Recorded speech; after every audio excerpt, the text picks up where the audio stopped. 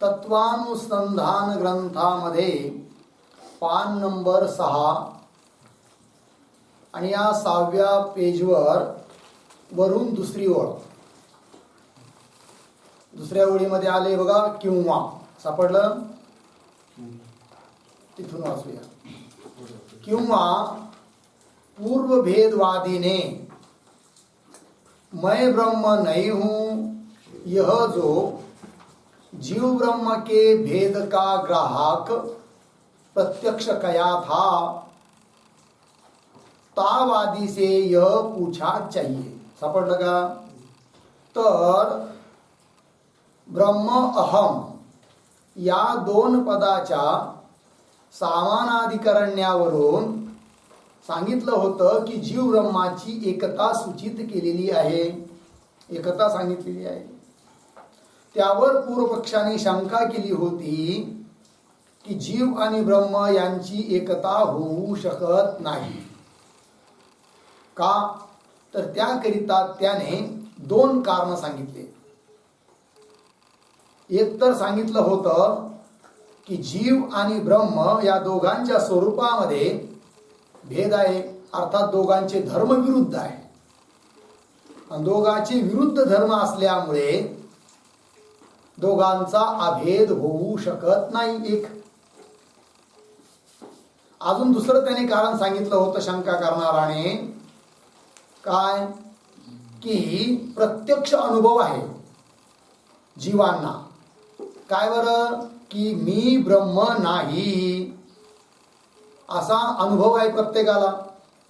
या अनुभवावरून देखील सिद्ध होतं की जीव आणि ब्रह्माचा भेदच आहे, अभेद नाही. बरोबर? त्या दोन त्याच्या मुद्द्यापैकी पहिला जो त्याचा मुद्दा होता, पहिले जे कारण दिलं होतं त्याने भेद सिद्ध करण्याकरिता, त्याचं खंडन केलं. काय? की दोघांमध्ये जी विरुद्धता दिसते, विरुद्ध धर्म दिसतात जीव आणि ब्रह्मामध्ये, जीव आणि ईश्वरामध्ये जे विरुद्ध धर्म दिसतात ते उपाधिकृत विरुद्ध धर्म आहे. उपाधीचा परित्याग केला असता उपहित चैतन्यामध्ये कुठल्याही प्रकारचा विरोध नाही, त्यामुळे अभेद होण्याकरिता काही विरोध येत नाही, हे सांगितलं. त्यानंतर त्याने प्रत्यक्ष अनुभवाने सांगितलं होतं की प्रत्येक जीवाला असा अनुभव येतो की मी ब्रह्म नाही. याच्यावरून देखील भेद सिद्ध होतो. तर ह्या त्याच्या मुद्द्याचं खंडन करायचं आहे आता. तेच इथं म्हटलंय किंवा. सापडलं का? पूर्वभेदवादीने म्हणजे अगोदर जो भेद मानणाऱ्याने जी शंका केली होती त्याच्यात त्याने अनुभव दिला होता. काय? की मैं ब्रह्म नहीं हूं यह जो जीव ब्रह्म के भेद का ग्राहक, जीव आणि ब्रह्माच्या भेदाला विषय करणारा काय? प्रत्यक्ष कया था, प्रत्यक्ष अनुभव सांगितला होता. तर असा जो वादी आहे, शंका करणारा आहे, त्याला असे प्रश्न केले पाहिजे म्हणे. काय बरं? पहा, तावादी से यह पूछा चाहिए. काय? कि सो तुम्हारा प्रत्यक्ष अंतकरण विशिष्ट आत्मा विषय ब्रह्म के भेद को ग्रहण कर रहे हैं, पहला विकल्प. अथवा शुद्ध आत्मा विषय ब्रह्म के भेद को ग्रहण करे है, दूसरा विकल्प. पहिला विकल्प म्हणजे कसा? अंतकरण विशिष्ट असा आत्मा, अंतकरण सहित आत्मा म्हणजे उपाधियुक्त आत्मा, त्याच्या ठिकाणी, त्या जीवाच्या ठिकाणी ब्रह्माचा भेद आहे, हे सिद्ध होऊ राहिलं आमच्या या प्रत्यक्ष अनुभवावरून. अर्थात प्रत्यक्ष अनुभवाचा विषय उपाधी विशिष्ट जीवाच्या ठिकाणी उपाधियुक्त ईश्वराचा भेद आहे असं जर तो म्हणत असेल, कोण? पूर्वपक्षी, तर सिद्धांती म्हणतात ते आम्हाला मान्यच आहे. कारण उपाधिनियुक्त जीवाबरोबर उपाधिनियुक्त ईश्वराचा भेद तर आम्ही देखील मानतोच आहे. बघा पुढे. तर हा सोवादी जो प्रथम पक्ष अंगीकार करे सो हमारे को भी इष्ट आहे, ते आम्हाला मान्यच आहे म्हणे. अर्थात ता विशिष्ट आत्मा का, विशिष्ट आत्म्याचा म्हणजे उपाधियुक्त आत्म्याचा ब्रह्म के साथी ब्रह्माबरोबर अभेद हम भी अंगीकार करते नाही, आम्ही देखील अंगीकार करत नाही. भेदच मानतो, उपाधिनियुक्त जीवाच्या ठिकाणी उपाधियुक्त ईश्वराचा. असोवादी जो दुसरा पक्ष अंगीकार करे, सो संभवता नाही. सापडलं. आता दुसरा पक्ष, दुसरा विकल्प केला होता ना सिद्धांत्यांनी आत्ता. दुसरा विकल्प काय की शुद्ध आत्म्याच्या ठिकाणी ब्रह्माचा भेद त्या प्रत्यक्षाने सिद्ध होतो, प्रत्यक्ष प्रमाणाने सिद्ध होतो, असं जर तो आधी म्हणत असेल तर ते त्याचं म्हणणं बरोबर नाही. कसं काय बरं सांगतात. और सोवादी जो दुसरा पक्ष अंगीकार करे, सो संभवताने काय ते कसं काय बरं सांगताय. सो शुद्ध आत्मा अतिंद्रिय आहे. ठीक आहे जी. तर ज्या शुद्ध आत्म्याच्या ठिकाणी ब्रह्माचा भेद आहे आणि तो भेद प्रत्यक्ष प्रमाणाने सिद्ध आहे असं पूर्वपक्षी बोलू राहिला, तर त्याला सांगायचं बाबा रे, त्या भेदाचं तुला प्रत्यक्षच होऊ शकत नाही. कारण तो भेद तू कुठं आहे म्हणून राहिला, शुद्ध आत्म्याच्या ठिकाणी. कुणाचा? ब्रह्माचा. पण ज्या शुद्ध आत्म्याच्या ठिकाणी, शुद्ध आत्मा म्हणजे उपाधीने रहित आत्मा, तर तो जो शुद्ध आत्मा आहे तो अतिंद्रिय आहे, त्याचं इंद्रियाने ग्रहणच होत नाही.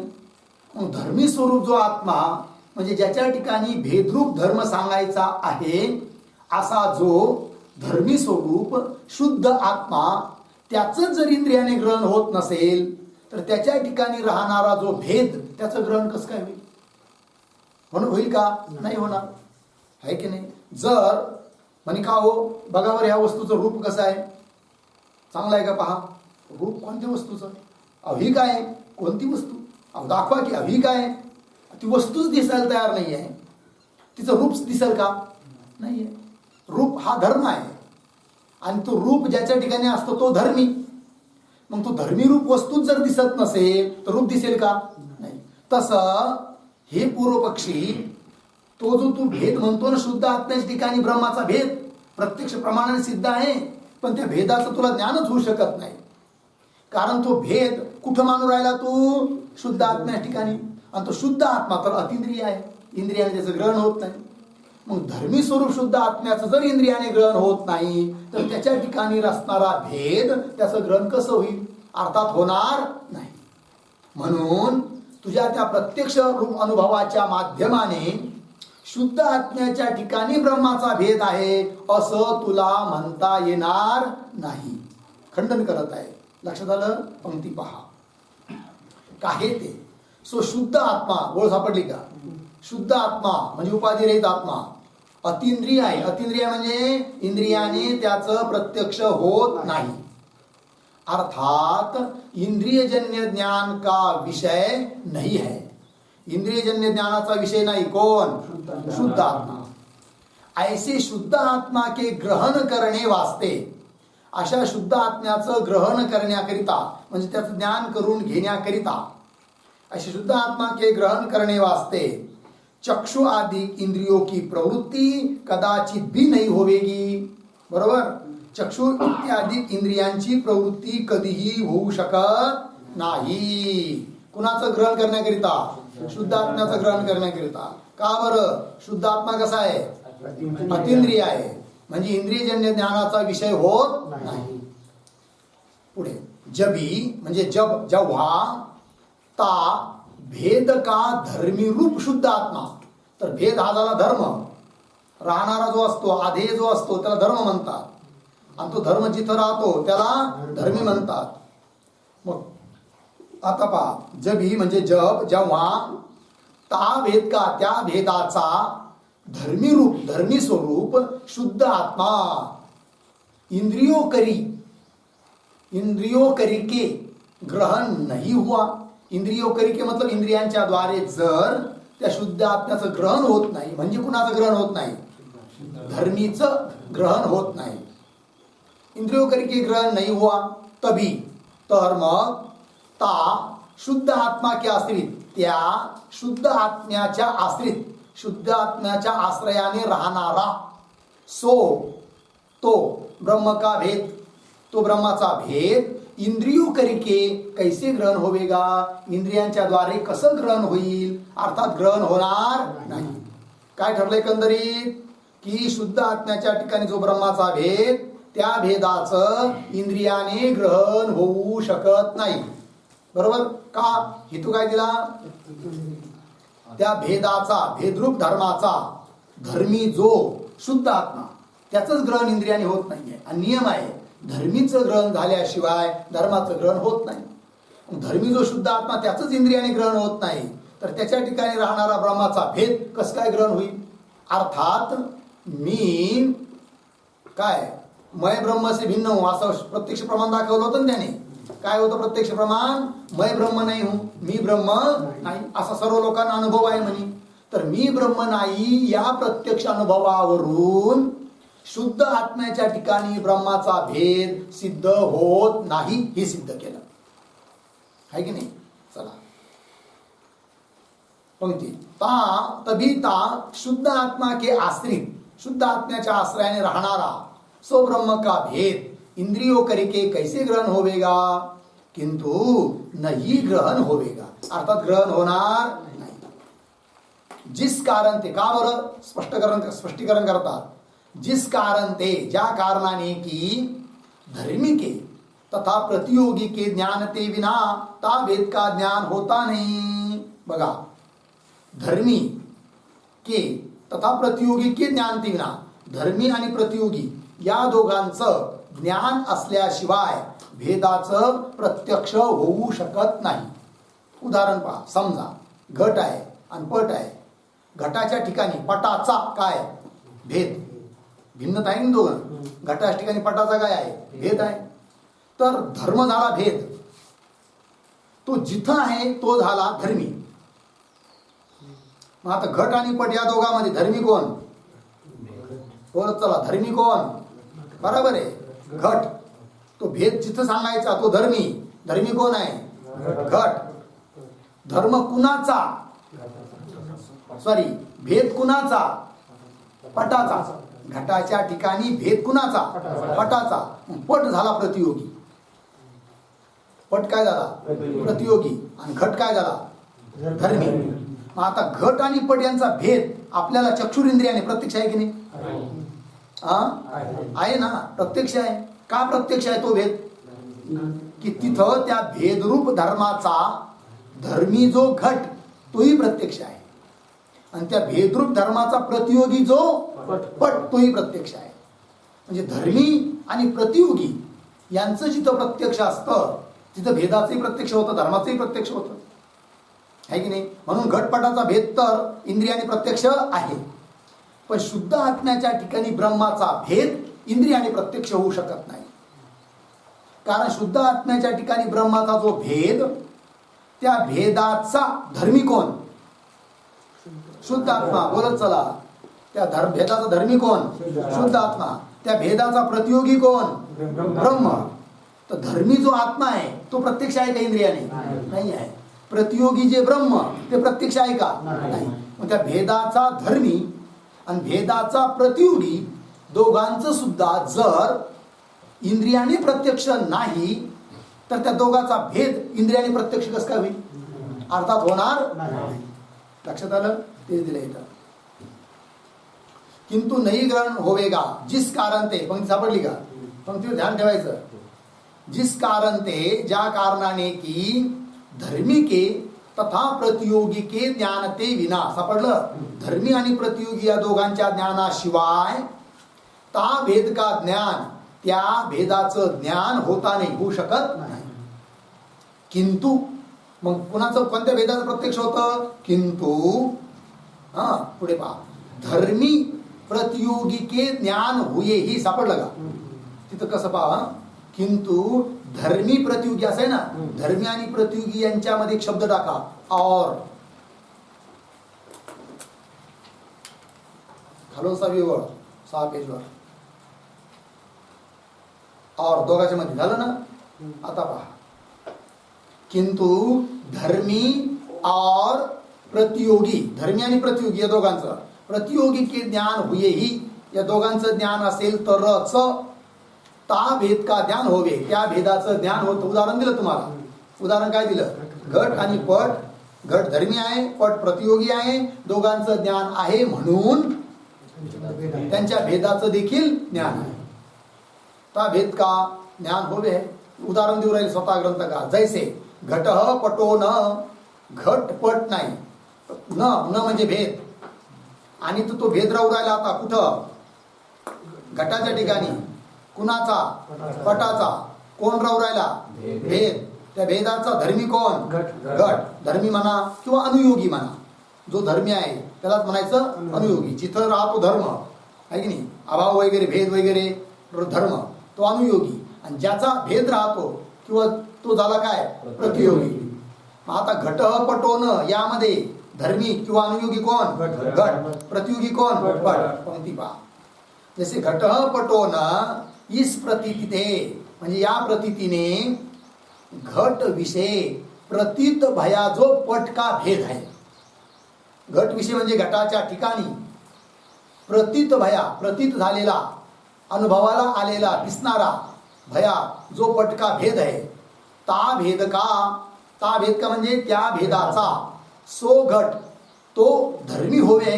तो घट काय झाला? धर्मी. और सो पट प्रतियोगी होवे है. आणि तो पट काय झाला? मग प्रतियोगी. घट झाला धर्मी, पट झाला प्रतियोगी. पुढे होवे आहे. ता घटरूप धर्मिके, म्हणजे त्या घटरूप धर्मीचा तथा पटरूप प्रतियोगिके, तथा म्हणजे त्याचप्रमाणे पटरूप प्रतियोगीचे ज्ञान हुयेही. कोणाकोणाचं ज्ञान? घटरूप धर्मीचं आणि पटरूप प्रतियोगीचं. तर पटरूप प्रतियोगी के ज्ञान हुयेही, ज्ञान झाले तरच. ता घट विषय म्हणजे त्या घटाच्या ठिकाणी पटके भेद का ज्ञान होवे आहे. त्या घटाच्या ठिकाणी पटाच्या भेदाचं काय होतं? ज्ञान होतं. आहे की नाही? का बरं? तिथं धर्मी आणि प्रतियोगी यांचं ज्ञान आहे. बरोबर. मग नियम काय ठरला? की ज्या ठिकाणी धर्मी आणि प्रतियोगीचं ज्ञान असतं तिथल्या भेदाचं प्रत्यक्ष होतं. बरोबर. दुसरा नियम काय ठरेल याच्या विरुद्ध? की ज्या ठिकाणी धर्मी आणि प्रतियोगी यांचं ज्ञान नसेल त्या ठिकाणी भेदाचं सुद्धा ज्ञान होणार नाही. लक्षात आलं? चला. तैसे सापडलं का? तुमने शुद्ध आत्माविषयी आज सिद्धांत समोर आले, दृष्टांत दिला. आता दृष्टांत मी घटवतात. तैसे सिद्धांती बोलू राहिली पूर्व पक्षाला. तैसे तुमने म्हणजे हे पूर्व पक्षी, तुमने शुद्ध आत्माविषय म्हणजे शुद्ध आत्म्याच्या ठिकाणी अंगीकार कर्या जो ब्रह्म का भेद. अंगीकार मानलाय तू ब्रह्माचा भेद कुठं? शुद्ध आत्म्याच्या ठिकाणी. ता भेद का भी, त्या भेदाचा देखील सो शुद्ध आत्मा तो धर्मी होवेगा. तो शुद्ध आत्मा तर धर्मी आहे. और सो ब्रह्म प्रतियोगी होवेगा. आणि ज्या ब्रह्माचा भेद तू सांगत आहे तो ते ब्रह्म काय होईल? प्रतियोगी. पुढे ता धर्मी प्रतियोगी के. सापडलं का? तिथं सुद्धा और शब्द राखा. ता धर्मी और प्रतियोगी के.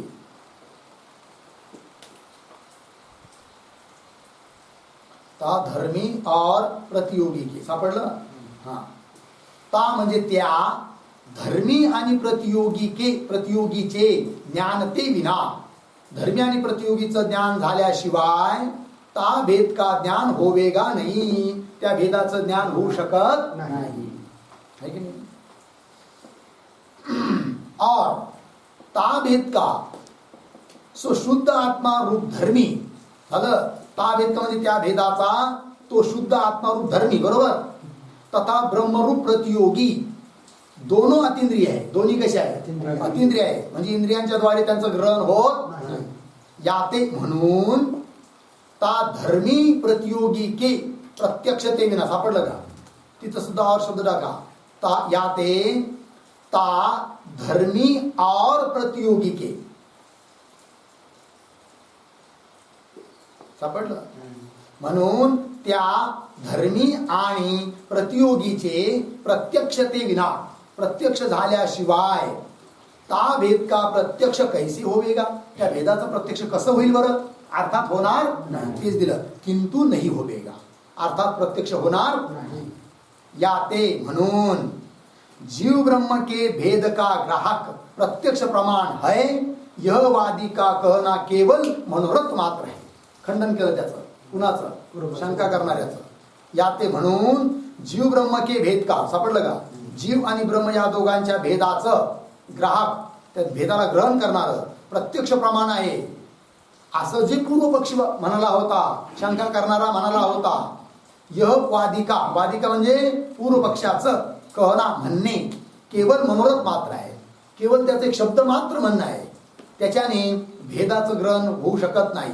अर्थात जरी लोकांना अनुभव येत असला की मी ब्रह्म नाही आहे की नाही, असा अनुभव लोकांना वाटत असला तरी त्या अनुभवावरून म्हणजे त्या प्रत्यक्ष ज्ञानावरून जीव ब्रह्माचा भेद सिद्ध होत नाही. हा, उपाधिनियुक्त जीवा ठिकाणी उपाधिनियुक्त ईश्वराचा भेद मानित असेल तर आमचं काही अडचण नाही, पण शुद्ध आत्म्याच्या ठिकाणी शुद्ध ब्रह्माचा भेद सिद्ध होऊ शकत नाही. बरोबर. आणि आम्हाला तर अभेद त्यांचाच आवश्यक आहे. शुद्ध आत्म्याचा शुद्ध ब्रह्माबरोबर काय आहे? अभेद आहे. अभेद आहे, भेद नाही आहे, आणि त्या भेदाची सिद्धी होऊ शकत नाही. विरुद्ध धर्माला घेऊन सुद्धा भेदाची सिद्धी होत नाही, कारण विरुद्ध धर्म हे औपाधिक जीवाच्या ठिकाणी आणि उपाधिकृत ईश्वराच्या ठिकाणी आहे, शुद्ध आत्म्याच्या ठिकाणी नाही. पुन्हा ती प्रत्यक्ष प्रमाणाने सुद्धा शुद्ध आत्म्याच्या ठिकाणी ब्रह्माचा भेद सिद्ध होऊ शकत नाही. म्हणून पूर्वपक्षी त्या प्रत्यक्ष अनुभवाला घेऊन देखील भेद सिद्ध करू शकला नाही. कळलं? चला. या ते जीव ब्रह्म के भेद का ग्राहक प्रत्यक्ष प्रमाण है, यह वादी का कहना केवल मनोरथ मात्र है इति. बघा जी, एक रीतीने आपलं झालं, पूर्ण खंडन झालं. कुणाचं? पूर्व पक्षाचं. अर्थात मूळ श्लोकामध्ये ब्रह्म अहम हे जे पद आलेले आहेत त्या पदाच्या सामानाधिकरण्यावरून जीव ब्रह्माचा अभेद हा सिद्ध झाला. भेद सिद्ध होऊ शकत नाही. हाजी काय? जीव ब्रह्माचा काय नाही आहे? भेद नाही आहे. मग काय आहे? अभेदच आहे. कळलं? हा. आता आणखीन वेगळ्या रीतीने विषय मांडतात सिद्धांती ग्रंथकार. काय म्हणतात की ते म्हणतात विचार जर केला तर कोणत्याच वस्तू ठिकाणी कोणत्याच वस्तूचा भेद सिद्ध होऊ शकत नाही असं बोलतात. कोण? सिद्धांती. कसं काय? सिद्ध करून दाखवत आहे. किंवा विचार करके देखिए तो म्हणजे विचार करून पाहिले तर किसी भी भेद की कहा स्थिती संभवती नाही. सापडलं? किसी भी भेद की म्हणजे कोणत्याच भेदाची, कहा म्हणजे कुठे देखील, स्थिती संभवती नाही. कोणताच भेद कुठंच सिद्ध होऊ शकत नाही. लक्षात आलं? म्हणजे कसं काय? उदाहरण, जसं घटाच्या ठिकाणी ध्यान द्या, पटाचा भेद आहे की नाही, पण विचार केला तर वरून भेद दिसतो घटाच्या ठिकाणी पटाचा भेद, पण विचार केला तर घटाच्या ठिकाणी पटाचा भेद सिद्धच होऊ शकत नाही. याचा अर्थ बघा, अभेद सांगायचा आहे तिथे व्यवहारात असं पण नाही आहे, फक्त भेदाचं खंडन. येणं केल्या प्रकारे जीव ब्रह्माचा अभेदच आहे हे मुख्य सिद्ध करायचं आहे. लक्षात आलं? आता भेद कुठंच कसा, भेदाची स्थिती कुठंच राहू शकत नाही. हे कसं बरं? तर सांगतायत, प्रक्रिया मांडतायत ग्रंथकार. काय ते? जो वादी ता भेद को अंगीकार करे है नाही, कोणी पण वादी शंका करणारा त्या भेदाचा अंगीकार करत असेल, कुठल्याही भेदाचा भेद मानत असेल, ता वादी से यह पूछा चाहिए. त्या वाद्याला, शंका करणाऱ्याला विकल्प करून विचारलं पाहिजे. काय बरं? कि सो भेद अभिन्न धर्मी विषय रहे हैं अथवा भिन्न धर्मी विषय रहे. दोन विकल्प सापडले का? काय काय पहा, सो भेद अभिन्न धर्मी विषय रहे, याच्यावर एक नंबर टाका. अभिन्न धर्मी विषय रहे है अथवा भिन्न धर्मी विषयाच्यावर 2 नंबर टाका.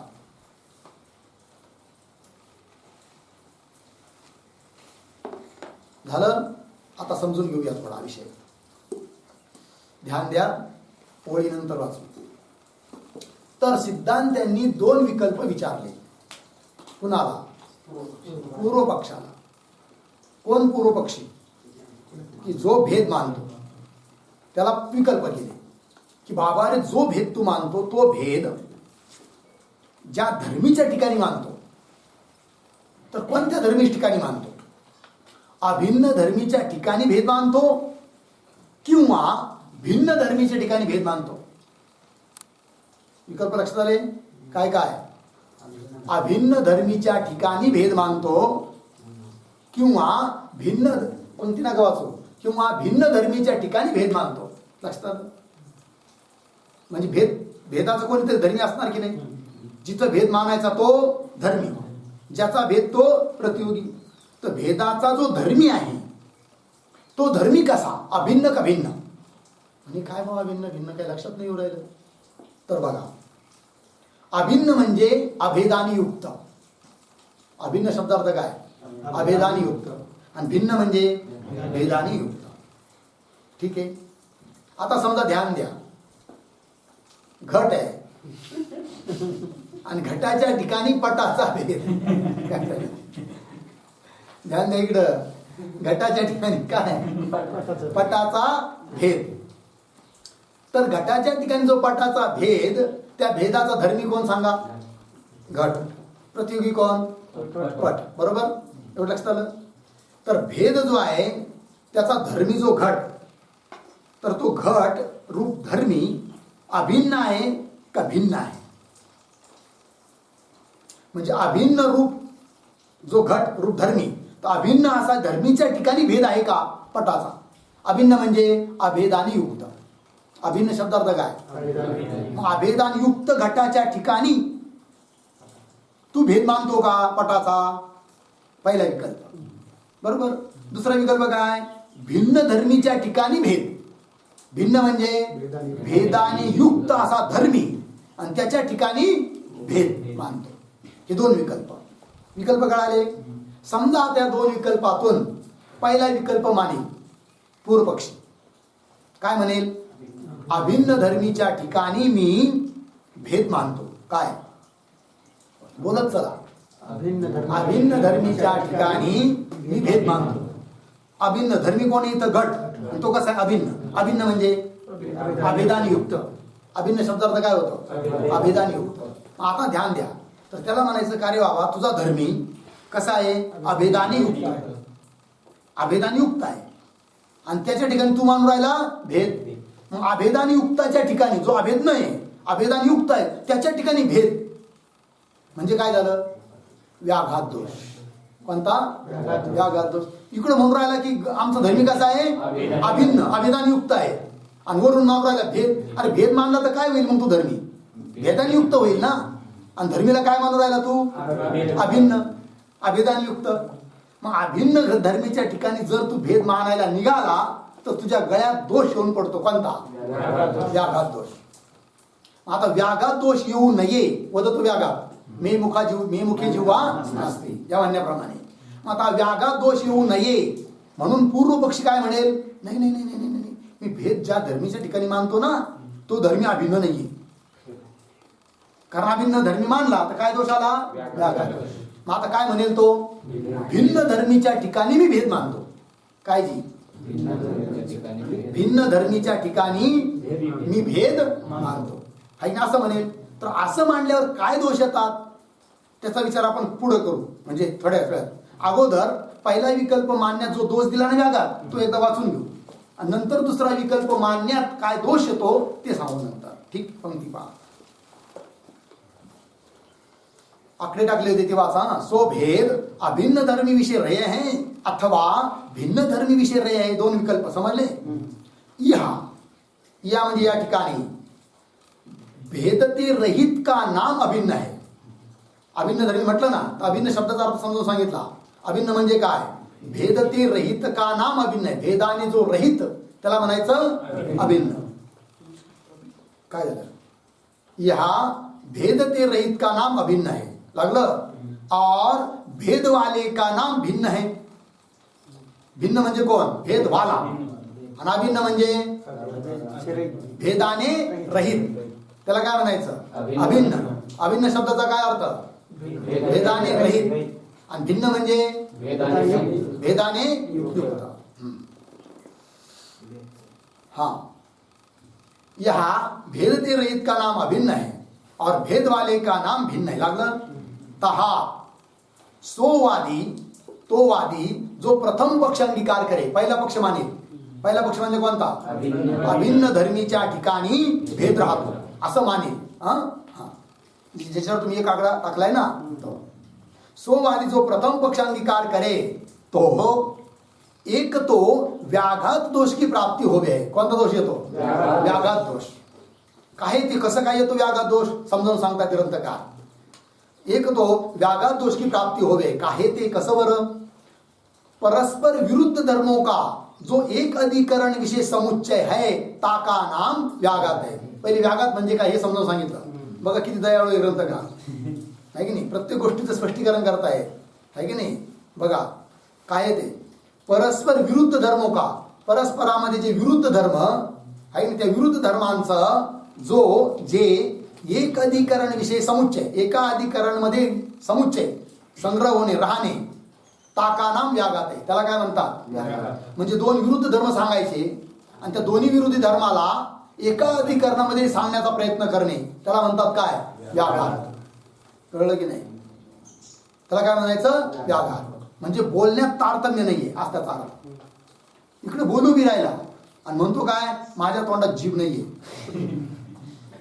काय झाला? व्याघात. इकडे जीभ नाही म्हणतो आणि इकडे म्हणतो इकडे बोलू राहिला.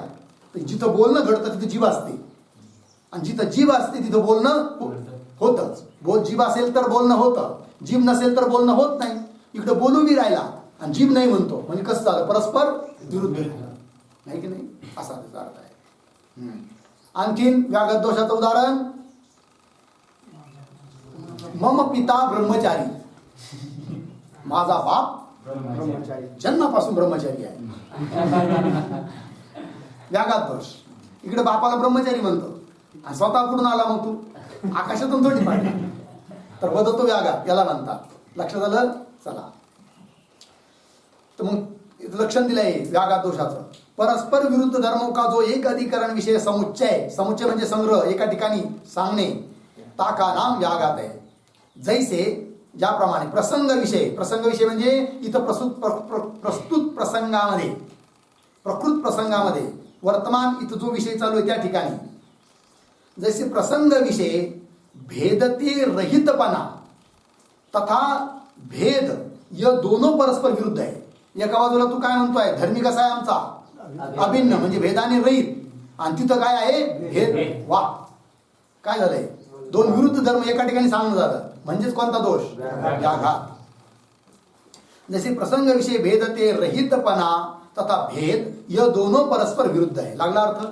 अर्थात ज्या भेद रहे है ता भेद रहितपणा नाही रहे. सरळ की जिथं भेद राहतो तिथं भेद रहितपणा म्हणता येत नाही, आणि जिथं भेद रहितपणा आहे तिथं भेद म्हणता येत नाही. लक्षात आलं की नाही? अर्थात ज्या भेद रहे है म्हणजे ज्या ठिकाणी भेद राहतो तहा त्या ठिकाणी भेद रहितपणा नाही रहे है, भेद रहितपणा असू शकत नाही. और जहाँ भेद रहितपणा है, जिथं भेद रहितपणा है रहे है ता भेद नहीं रहे, कारण दोन्ही विरुद्ध धर्म है. ऐसे विरुद्ध धर्मों का एक अधिकरण विषय समुच्चय मानने में सो व्याघात दोष स्पष्ट ही प्रतीत होवे है. बरोबर? ऐसे विरुद्ध धर्म का, अशा विरुद्ध धर्माचं एका अधिकरण विषय, एका अधिकरणामध्ये समुच्चय मानणे म्हणजे ते दोन्ही विरुद्ध धर्म एका ठिकाणी मानले असता सो व्याघात दोष, तो वर लक्षण केलंय आता त्याचं, असा तो व्याघात दोष स्पष्टही प्रतीत होवे, स्पष्ट प्रतीतीला येत आहे. बरोबर? आणि म्हणून पहिला विकल्प म्हणता येत नाही कुणाला? मानता येत नाही कुणाला? पूर्व पक्षाला. पहिला विकल्प कोणता? अभिन्न धर्मीच्या ठिकाणी भेद मानणं. हा विकल्प मानता येत नाही का? व्याघात दोष येतो म्हणून. बरोबर? आता तो जो पूर्व पक्ष आहे भेद मानणारा, तो काय म्हणेल? मी दुसरा विकल्प मानतो. मग ठीक आहे, दुसरा विकल्प काय आहे? भिन्न धर्मीच्या ठिकाणी भेद. भिन्न धर्मी म्हणजे भेदाने युक्त धर्मी, त्याच्या ठिकाणी भेद, हा दुसरा विकल्प.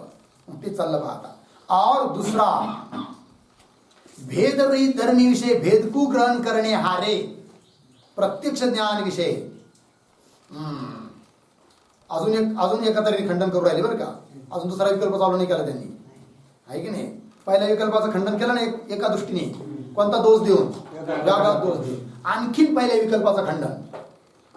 और दुसरा म्हणजे आणखीन एका रीतीने खंडन केलं राहिले. काय? और दुसरा भेदरहित धर्मी विषय आहे की नाही? कारण धर्मीला कसं मानलं तुम्ही? भेदरहित म्हणजे अभिन्न. ध्यान द्या.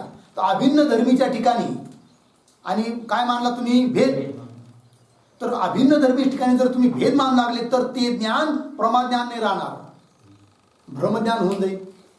कारण भ्रमज्ञान कशाला म्हणतात? जी वस्तू जशी आहे तसं ग्रहण न होता तिच्या उलट ग्रहण होणे याला म्हणतात भ्रमज्ञान.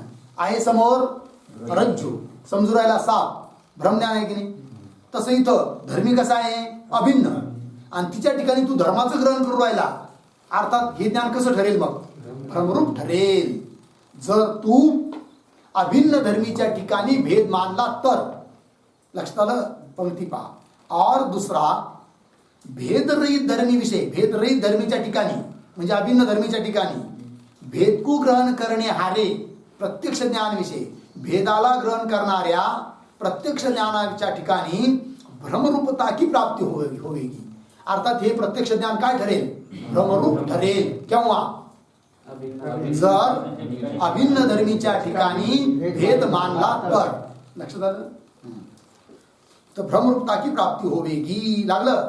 याते म्हणजे म्हणून अभिन्न धर्मी विषय भेद का वर्तना संभवता नाही. आता खंडन झालं है नाही? काय ठरलंय की एकंदरीत पहिला विकल्प त्याला मानता येत नाही. कोणता? अभिन्न धर्मीच्या ठिकाणी भेद. तेच दिलाय. याते अभिन्न धर्मी विषय, अभिन्न धर्मीच्या ठिकाणी, विषय म्हणजे ठिकाणी, भेद का वर्तना भेदाचं राहणं संभवता नाही, संभवत नाही. लग गया? और सोवादी ताउक्त दोनों दोषों की निवृत्ती करणे वास्ते. दोन दोष दिले ना आता. पहिल्या विकल्पात दोन दोष. पहिला विकल्प म्हणजे कोणता? अभिन्न धर्मीच्या ठिकाणी भेद मानणे. असं मानलं तर दोन दोष. पहिला दोष व्याघात दोष, दुसरा दोष ते ज्ञान भ्रमरूप ठरेल. है की नाही? असं. और सोवादी ताउक्त दोनों दोषों की निवृत्ती करणे वास्ते. त्या दोन्ही दोषाची निवृत्ती करण्याकरिता. लागलं?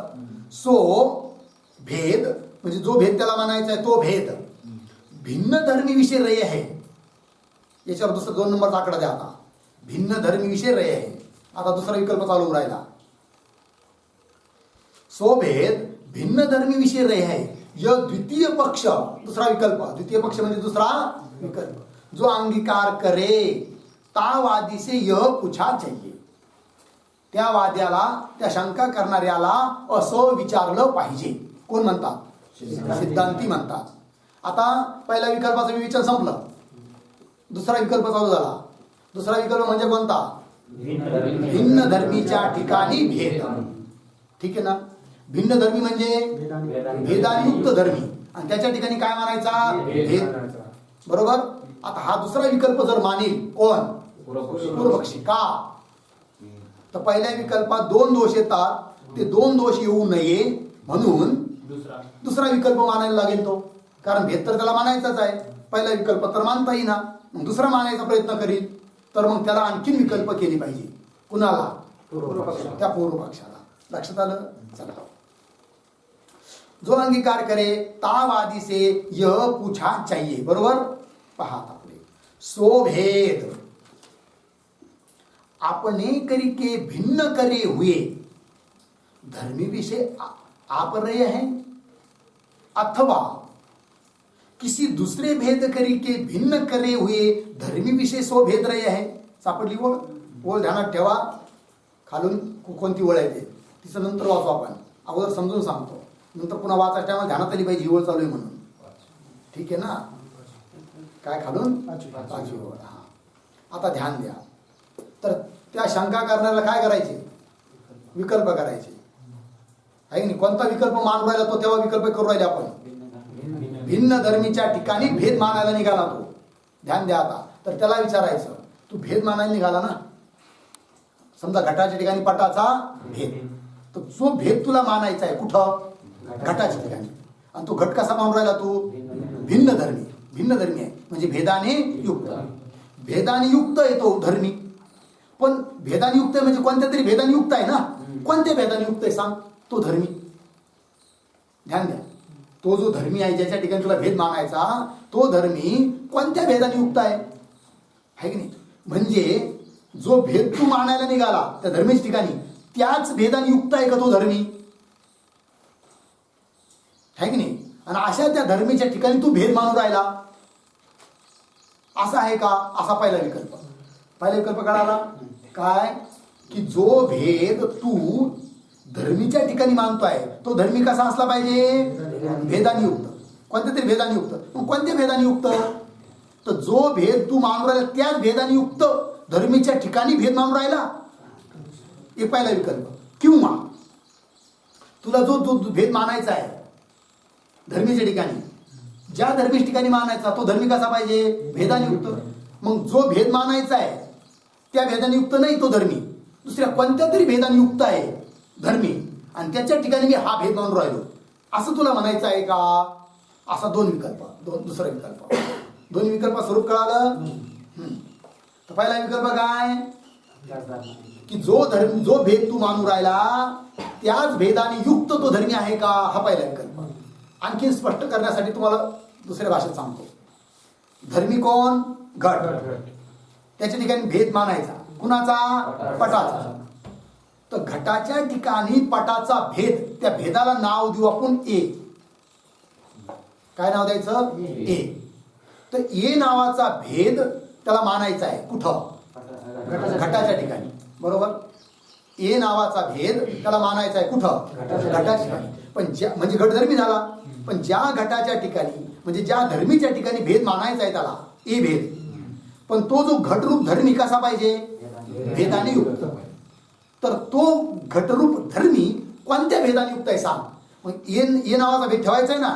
मग ए नावाचा जो भेद त्यानेच तो युक्त आहे धर्मी, आहे की नाही?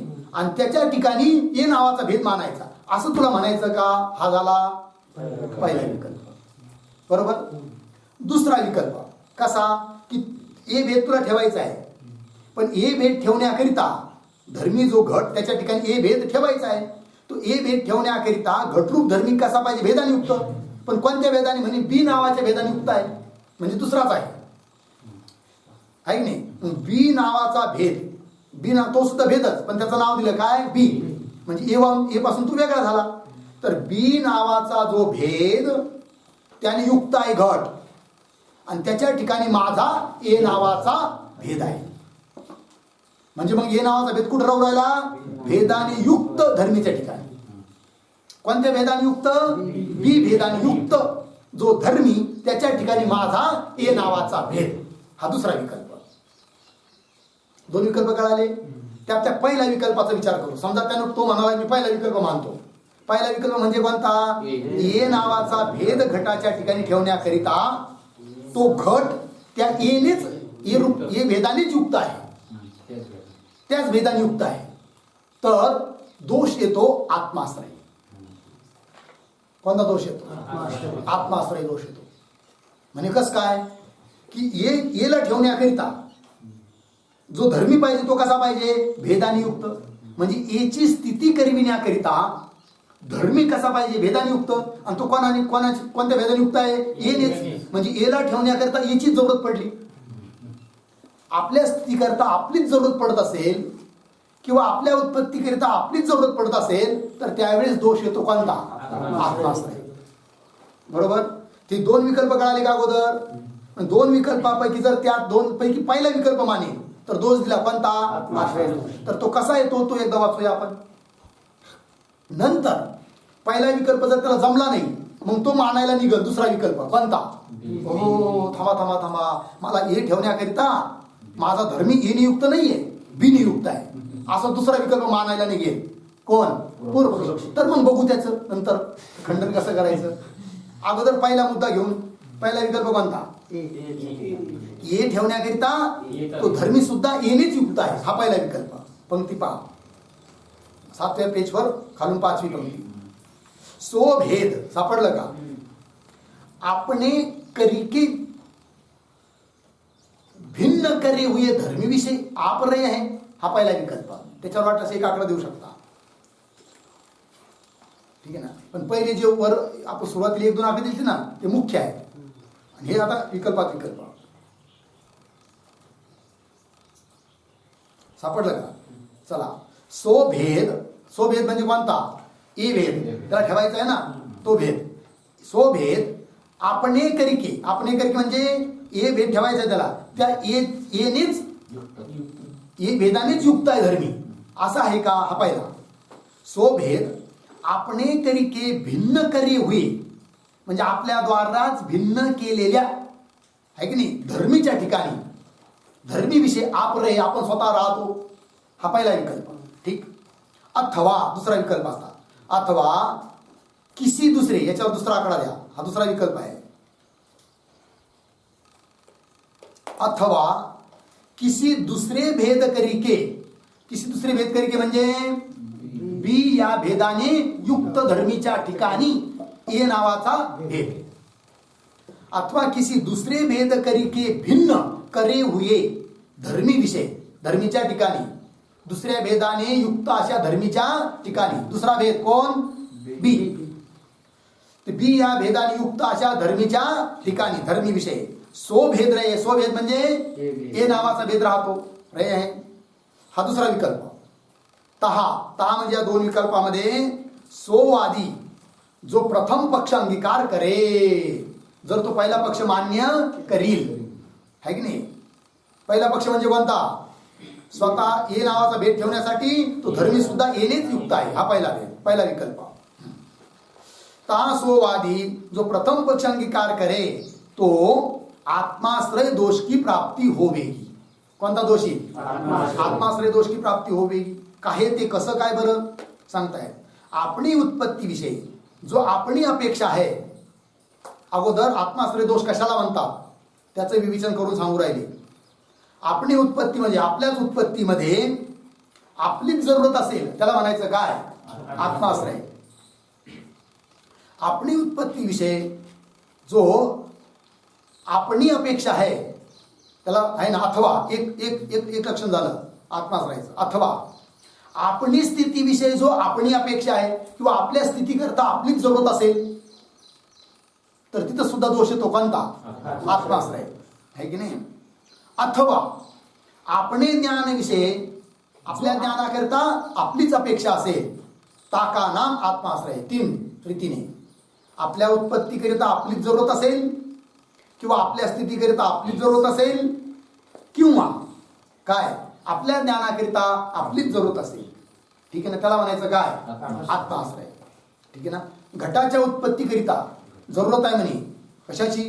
म्हणे घटाचीच. कोणत्या घटाची? जो अभी उत्पन्न होणार आहे त्याचीच. त्याला म्हणायचं काय? आत्माश्रय. माझ्या खांद्यावर बसून मी जाणार आहे. नाही खांद्यावर बसून मी जाणार आहे म्हणजे कोणाच्या? माझ्याच.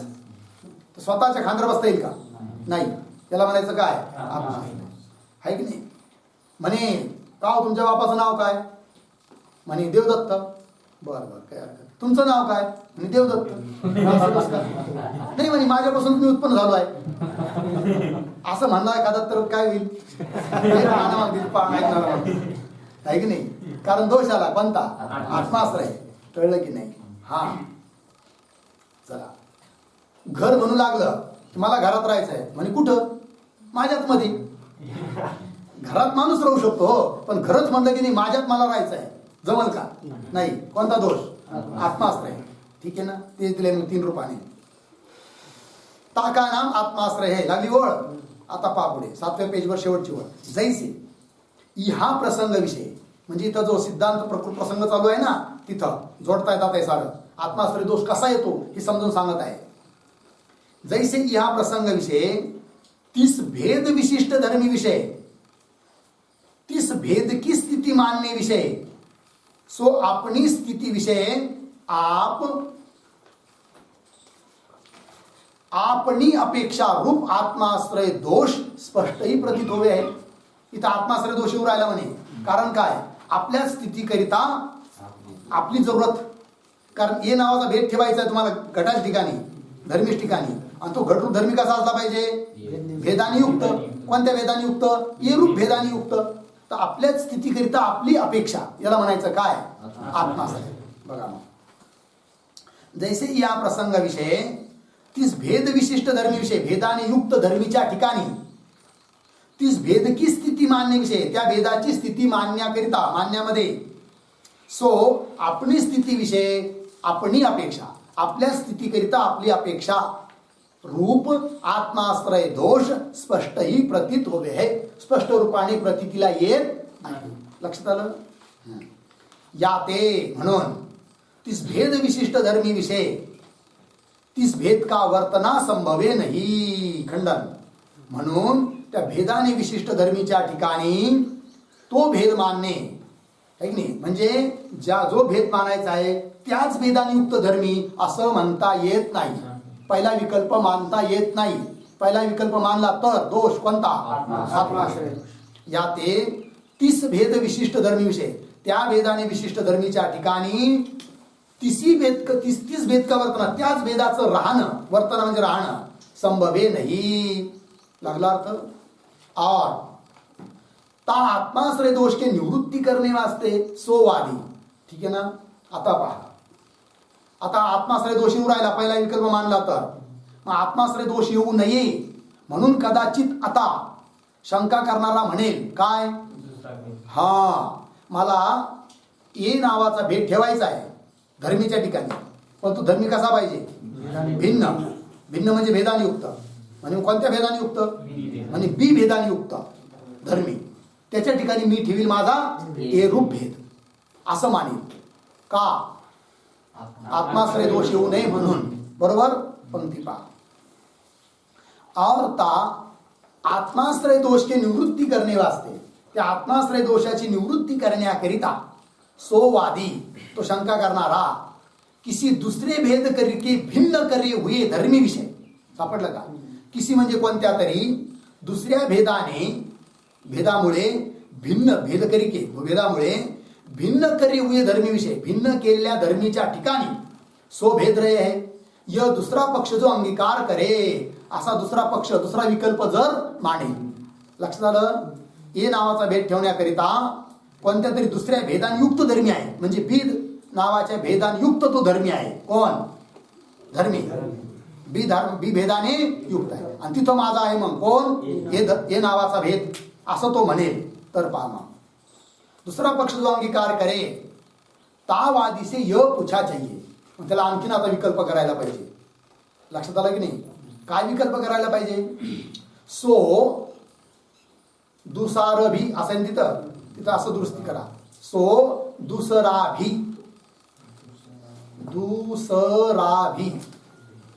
तो काना रच्या पुढे पाहिजे होता.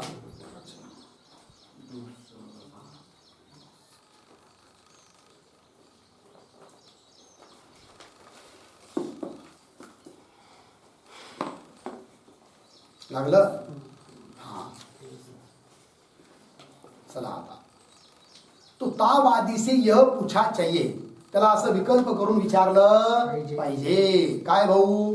चला पंक्ती पहा.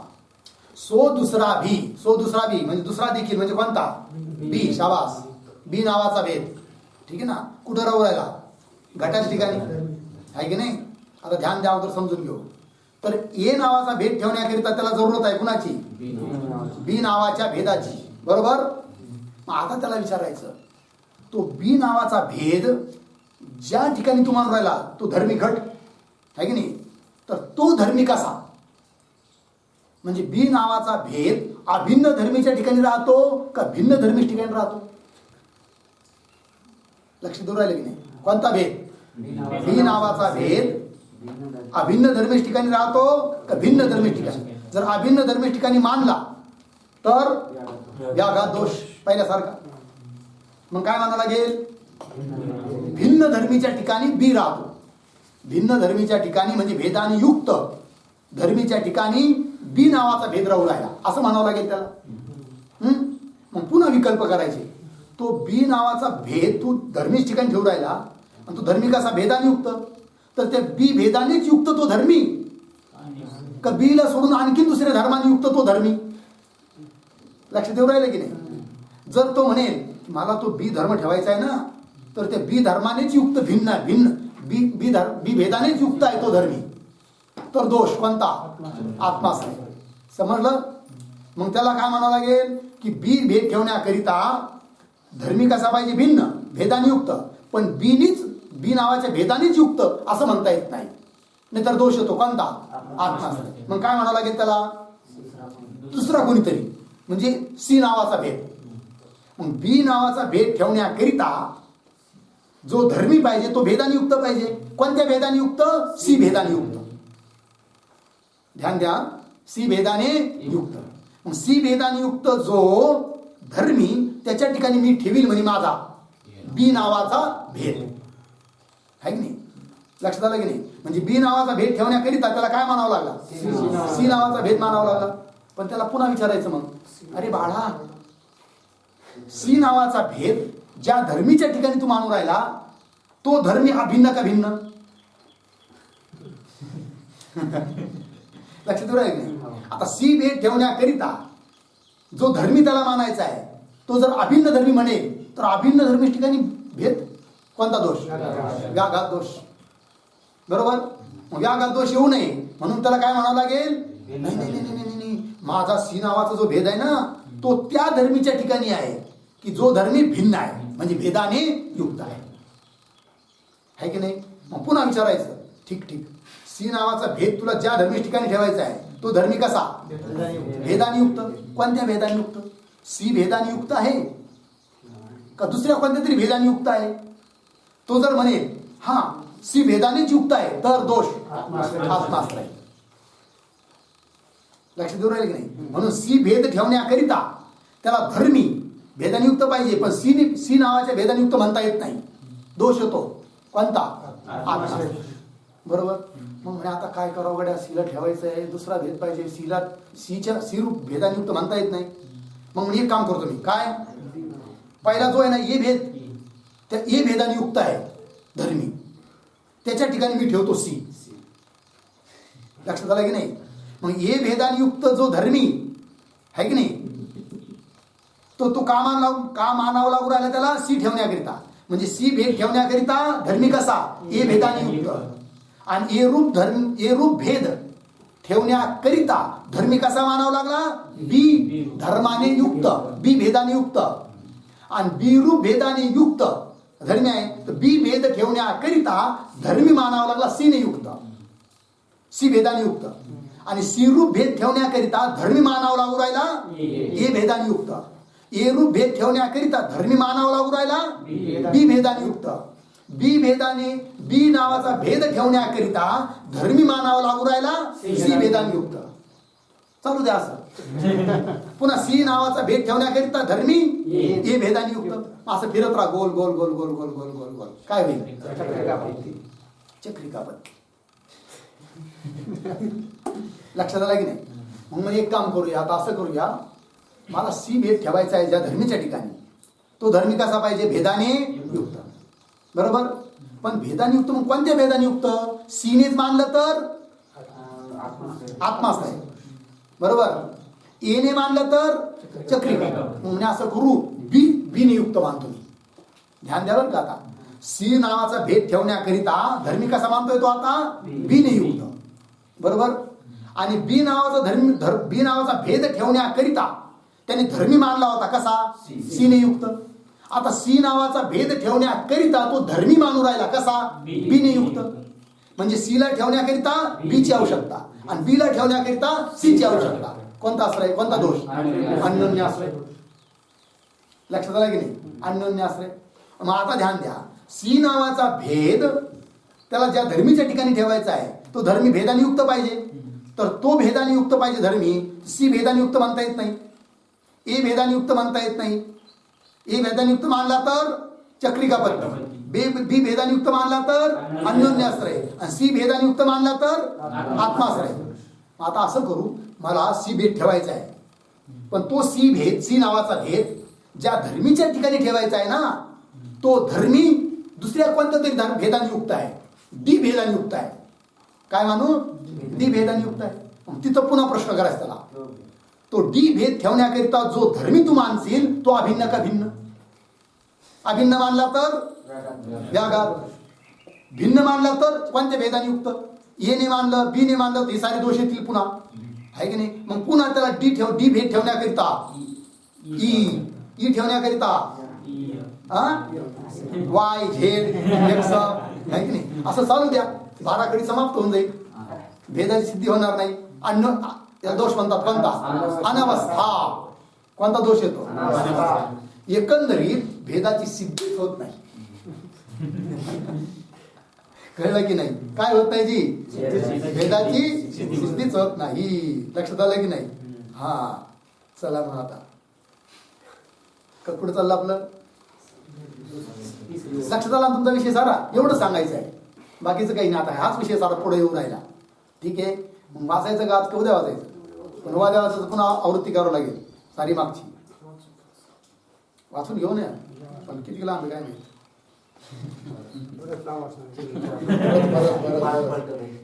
पान पलटत आहे म्हणजे पार पुढच्या 10व्या पेजवर जात आहे. लय वेळ होईल, जाऊ द्या, बंद करू, आहे की नाही. पण याचा विचार करून या.